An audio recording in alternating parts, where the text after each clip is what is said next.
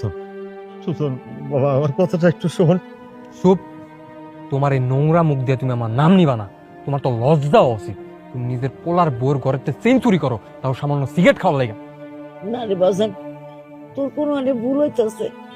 দেহ আম্মা, আমি কচি খোকা না যে তুমি আমারে বুঝাইতে আইবা। আর আমি অনেক আগে থেকে জানতাম যে তোমরা পরিরে পছন্দ করো না, এর লেগে নানান ভাবে ওরা অত্যাচার করতা। আর আইসকা আইসকা কোনো কিছু না পাইরা ওর রুমেতে যাইয়া তুমি ওর সেঞ্চুরি করছো। সুজন, সুজন বাবা তুই আমার কথা শোন। চুপ। তুমি আর একটা কথা কইবা না।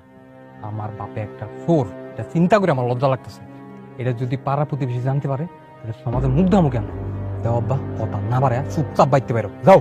বৌমা, তুমি যদি আম করে বাড়ি থেকে বাইর করে দাও, আমরা রাস্তায় গিয়ে দাঁড়াবো। কই যাবো, কার কাছে যাবো কও? ভিক্ষা করে খাবেন, কারণ আপনারা তো আবার চোরের জাত। চুরি করাই হচ্ছে আপনাদের স্বভাব। তবে একটা কথা শুনে রাখেন, রাস্তায় গিয়ে আবার কারো কিছু চুরি করবেন না জানো, তাহলে কিন্তু গণধোলাই খেয়ে আপনাদের আর বাঁচতে হবে না। বিশেষ করে বাবা, ও সরি, চোর বাবা আপনাকেই বলছি।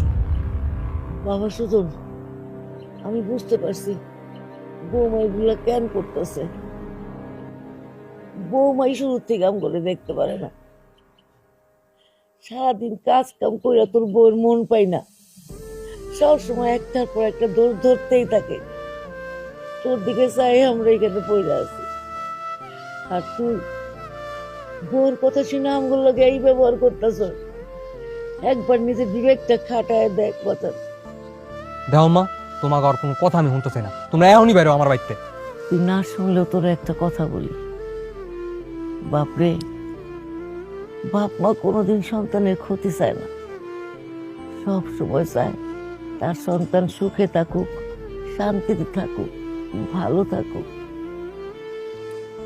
হাজার কষ্ট পাইলেও বাপ মা কোনোদিন সন্তানের অভিশাপও দেয় না। কিন্তু শুনছি বাপ মা আঘাত পাইলে মনে অভিশাপে এমনি এমনি লাইগা যায়। আমরা চাই না, আমরা চাই না আম্বুর মনের কষ্টের বিনিময়ে তোর উপর কোনো অভিশাপ লাগুক।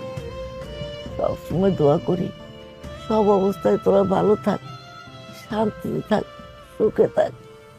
এই কি ব্যাপার, তুমি এরকম হা করে কেন দাঁড়িয়ে আছো? এই চোরগুলোকে তাড়াতাড়ি বাড়ি থেকে বের করো, না হলে আবার বড় কিছু চুরি করে ফেলবে। হ্যাঁ, আমি দেখতেছি কি করতে হয়, আমার জানা আছে। এই যাইতে বললাম না, যাও যাও, আনতে পারো। মাওলা